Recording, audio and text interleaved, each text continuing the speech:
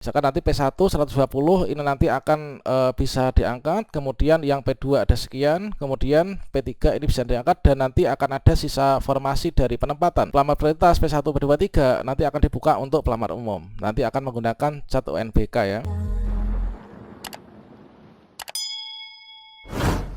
Baiklah sobat semuanya, data terakhir yang kita dapatkan dari Kemenpan RB untuk formasi P3K Guru 2023 yang diusulkan oleh Pemda ini cukup sedikit ya, yaitu terdapat angka 266.560. Maka dikarenakan untuk cut off dari masa pengajuan melalui e-formasi ini adalah terakhir kemarin tanggal 30 April 2023, maka di sini dapat dikatakan untuk angka ini merupakan formasi nasional ya. Inilah untuk angka 266.560. Nah, pada video ini kita akan berbagi update semacam simulasi dan juga prediksi kira-kira nanti bagaimanakah untuk urutan penempatan P3K Guru tahun 2023. Tentunya kalau misalkan di sini formasi didistribusikan ke dalam masing-masing Pemda dengan jumlah seluruh Pemda yang ada di seluruh Indonesia. Nah, kira-kira bagaimanakah peluang kita untuk P1, P2, P3 dan juga pelamar umum? Apakah nanti kita akan mendapatkan penempatan atau bagaimana? Kemudian untuk ketentuannya kira-kira seperti apa? Silahkan simak video ini sampai selesai. Namun sebelum kita lanjutkan, perlu saya ingatkan, bagi teman-teman yang mungkin baru saja menemukan channel ini, silakan klik tombol subscribe-nya dan aktifkan notifikasi loncengnya, sehingga nanti jika ada update video terbaru, kalian tidak akan ketinggalan informasi. Baiklah sobat semuanya, di sini sebetulnya ya dari Kemenpan RB sebelumnya telah menyampaikan bahwasannya untuk kebutuhan CASN tahun 2023 ini adalah untuk formasi di daerah, yaitu khususnya untuk P3K Guru ini ada sekian.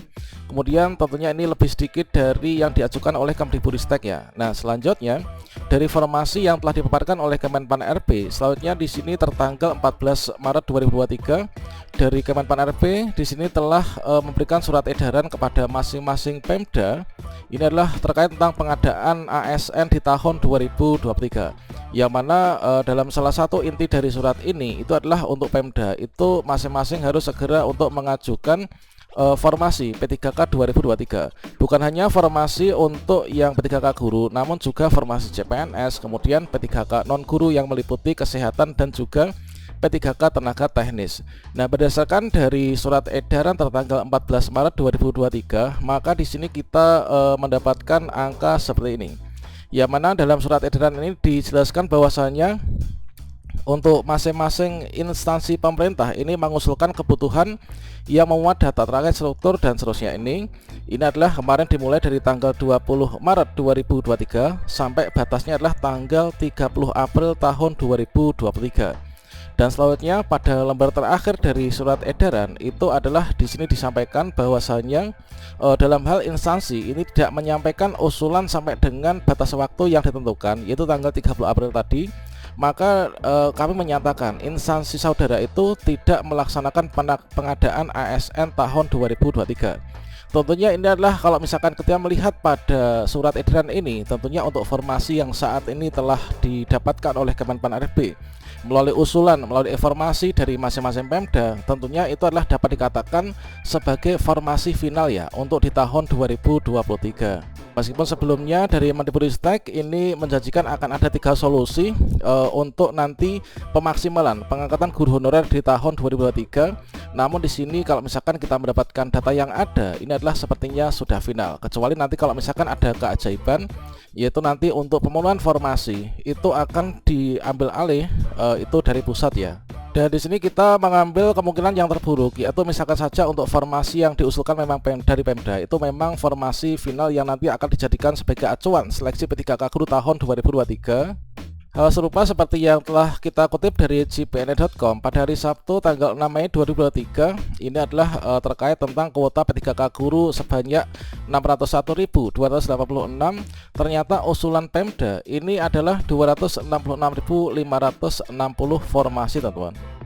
Nah, kemudian terkait tentang simulasi, di sini kita mengacu pada mekanisme seleksi P3K Guru tahun 2023 seperti yang ditegaskan oleh Prof Nunuk bahwasanya untuk seleksi P3K Guru 2023 ini dikarenakan waktu yang sangat mendesak, ini nanti tetap akan memakai Permenpan RB nomor 20 tahun 2022, yaitu untuk P1, P2, P3, P4 inilah menggunakan juknis yang sudah sebelumnya diberikan, yaitu melalui Permenpan RB nomor 20 tahun 2022. Kemudian terkait tentang juknisnya, ini tetap menggunakan juknis yang sebelumnya ini telah dipakai ya oleh Kemdikbudristek, yaitu untuk P3K Guru tahun 2022. Dan dengan demikian berarti di seleksi P3K Guru tahun 2023 ini nanti tetap akan memakai 3 mekanisme seleksi ya. Yaitu mekanisme yang pertama yaitu seleksi penempatan untuk P1 terdiri dari THK 2, guru sekolah negeri, kemudian juga lulusan PPG dan juga guru sekolah swasta. Kemudian untuk mekanisme kedua yaitu seleksi verifikasi kesesuaian untuk THK 2 dan juga guru dari sekolah negeri masa kerja lebih dari 1 tahun. Kemudian juga sisanya ini akan diberikan kepada pelamar umum melalui mekanisme tes ya teman-teman. Nah, selanjutnya kalau misalkan dari formasi final yang diajukan memang cukup segitu, maka di sini kalau misalkan kita melihat ya dari Permenpan RB, di sini kita melihat kembali untuk status pelamar yang nanti akan bisa mendaftar di P3K Guru 2023. Yaitu yang pertama ada P1 itu adalah lulus passing grade, kemudian P2 itulah THK 2, kemudian P3 guru sekolah negeri masa kerja lebih dari atau sama dengan 3 tahun. Kemudian terdiri juga dari pelamar umum ya. Ini adalah untuk pelamar umum itu kategorinya dari siapa saja. Nah, nanti akan menggunakan mekanisme seperti ini nanti alurnya. Jadi diutamakan dari penempatan P1, kemudian sisanya untuk observasi yang penempatan P2, sisanya nanti adalah untuk P3 melalui observasi, dan juga sisanya nanti akan dibuka untuk pelamar umum ya dengan menggunakan 1 UNBK. Dan di sini kalau misalkan kita lihat pada peta, setidaknya untuk negara kita itu adalah seperti ini petanya, dan kemudian kita bagi menjadi wilayah administratif yang terdiri dari kabupaten dan juga kota serta provinsi. Kemudian untuk kebutuhan dari Kemdikbudristek sendiri ini adalah sebenarnya di sini ada 662.919 ya. Kemudian untuk pengajuan formasi oleh Pemda ini adalah ada sekian nih 266.560. Kemudian dari negara kita itu kalau misalkan kita lihat pada Wikipedia, maka untuk jumlah provinsi ini ada 38, kemudian untuk kabupaten ini ada sekitar 416, kemudian untuk kota madya ada 98. Sehingga simulasinya kalau misalkan di sini seluruh totalnya ini ada sekian ini, maka kalau misalkan dari seluruh Pemda ini mengajukan seluruh formasinya sesuai dengan arahan dari Kemdikbudristek, ini setidaknya rata-rata satu Pemda ini kalau misalkan kita pukul rata ya, itu mendapatkan formasi 1201. Namun kalau misalkan tetap seperti ini untuk formasi yang diajukan oleh Pemda dan nanti tidak akan ada gerakan dari pusat, maka nanti tetap 266.560. Maka kira-kira rata-rata untuk masing-masing Pemda ini adalah ada 483 formasi yang dibuka. Tentunya untuk masing-masing Pemda ini jumlah P1, P2, P3 ini adalah tidak sama ya teman-teman, berdasarkan dari persebaran yang ada. Dan kita buat semacam simulasi yang seperti ini. Misalkan di sini secara normalnya kan kalau misalkan di sini jumlah formasi yang diajukan tetap sekian ini, maka rata-rata masing-masing Pemda ini mendapatkan yaitu 483 formasi. Nah, tentunya antara Pemda 1 dengan Pemda yang lainnya ini memiliki alasan tersendiri mengapa mengajukan formasi tidak sesuai dengan arahan dari Kemdikbudristek yang 662.000 ini. Entah itu dari anggaran atau mungkin juga terkendala hal-hal yang lainnya. Nah, di sini kita ambil simulasi seperti ini. Misalkan ada kabupaten kecil, kabupaten yang sedang, atau mungkin kabupaten yang dengan formasi ajuan ini adalah yang maksimal. Nah, maka di sini misalkan ya, misalkan di Kabupaten A, ini nama Pemda Kabupaten A, kemudian untuk formasi dari pembagian ini ternyata dia tuh mengajukan formasi sebanyak 150. Nah, tentunya di sini nanti akan didistribusikan ya formasi ini sesuai dengan kebutuhan yang telah diinputkan pada aplikasi e-formasi. Nah, tentunya di sini dari formasi yang dibuka itu sesuai dengan kebutuhan Pemda masing-masing ya, melalui analisis beban kerja. Yang mana di sini kita simulasikan hanya ada 2 ya, yaitu untuk guru kelas SD dan juga guru matematika SMP misalkan. Dan tentunya untuk kebutuhan yang ada di Pemda itu ada guru kelas SD, guru PJOK SD, PJOK SMP, kemudian matematika, kemudian PAI dan lain sebagainya. Maka di sini kita coba untuk cek di yang pertama ya. Nah, simulasinya kalau misalkan di sini dari Pemda itu adalah mengajukan formasi yang hanya 150, maka di sini nanti tidak semua dari guru honorer ini akan bisa diangkat, teman-teman. Nah, misalkan saja di sini nanti untuk urutannya itu kan di sini nanti akan diurutkan dari P1, P2, P3 dan juga P4 kan. Maka di secara urutan itu adalah seperti itu. Kemudian di sini dari P1, di sini tentunya kita harus juga ingat bahwa untuk P1 itu bukan hanya guru sekolah negeri saja.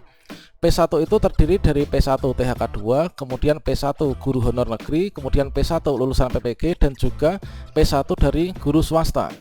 Nah, ini adalah dilihat dari misalkan untuk mereka yang memiliki P1 itulah jumlahnya ada 120 yang punya ijazah PGSD, maka di sini nanti 120 akan diberikan kepada P1. Kemudian dari 150 nanti diambil 120, nanti masih ada 30 kan. Nah, di sini nanti akan diberikan kepada P2. Nah, sedangkan dengan jumlah formasi yang 150, maka karena habis untuk penempatan P1 dan juga P2, maka untuk P3 ini nanti tetap akan mendapatkan status TP ya, atau tidak mendapatkan penempatan kembali pada seleksi P3K Guru 2023 ini. Nah, kalau misalkan P1, P2, P3 untuk prioritas saja ini nggak dapat penempatan, maka nanti akan sangat mustahil untuk P4 itu dibuka ya formasinya. Nanti akan menimbulkan yaitu seperti kemarin tahun 2022, yaitu P4 meskipun bisa membuat akun, namun nanti tidak akan bisa melanjutkan pendaftaran karena formasi yang hanya 150 ini habis untuk penempatan pelamar prioritas P1 dan juga P2. Meskipun nantinya P2, P3 ini diobservasi, namun juga nanti akan tetap saja yaitu banyak yang mendapatkan status TP ya. Dan tentunya di sini dari P1 pun itu nanti akan di-ranking yaitu didahulukan untuk yang P1 THK2 dulu, kemudian sisanya diberikan untuk P1 guru honor negeri, kemudian diberikan untuk P1 lulusan PPG. Nah, yang terakhir nanti P1 guru sekolah swasta. Kalau misalkan P1 swasta sudah selesai, maka nanti baru diberikan kepada P2. P2 itu adalah THK2 di sekolah negeri, sementara P3 adalah guru honor sekolah negeri masa kerja lebih dari 3 tahun ya. Nah, kemudian kalau misalkan kondisinya seperti di kabupaten yang kedua ya, ini namanya tadi sama, kabupaten yang kedua misalkan kondisinya seperti ini. Nah, misalkan mengajukan formasi itu adalah 290, kemudian di sini nanti yang 100 misalkan ini akan diberikan kepada untuk P1, kemudian P2 20 ini adalah nanti akan tuntas, kemudian P3 dan nanti akan tetap dibuka untuk yang 20 ini adalah pelamar umum ya, sehingga nanti beruntunglah bagi teman-teman yang masuk pada kabupaten yang B ini, nanti mereka bisa mendaftar meskipun nanti untuk formasi yang diperebutkan ini adalah cukup sedikit ya. Tentunya nanti menggunakan mekanisme seleksi yaitu 1 NPK.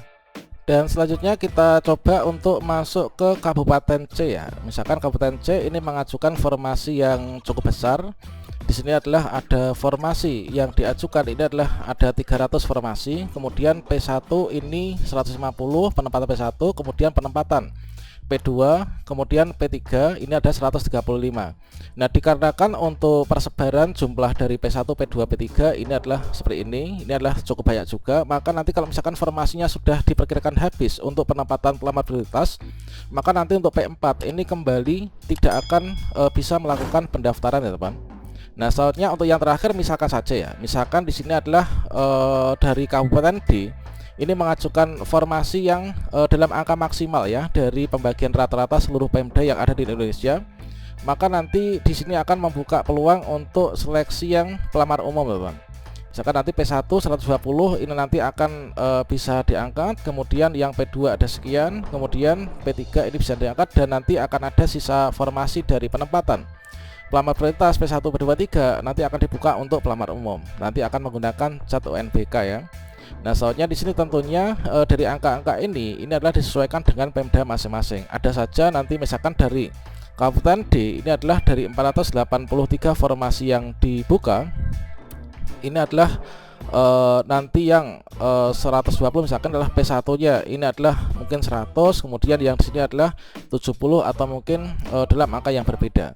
Setidaknya di sini dengan adanya formasi yang cukup sedikit, ini tentunya nanti akan memperkecil peluang kita untuk bisa lulus ya dalam seleksi P3K Guru tahun 2023 ini. Dan semoga nanti ada tindakan langkah nyata dari pusat sehingga nanti kita guru honorer ini bisa diangkat semua ya dalam seleksi P3K Guru 2023.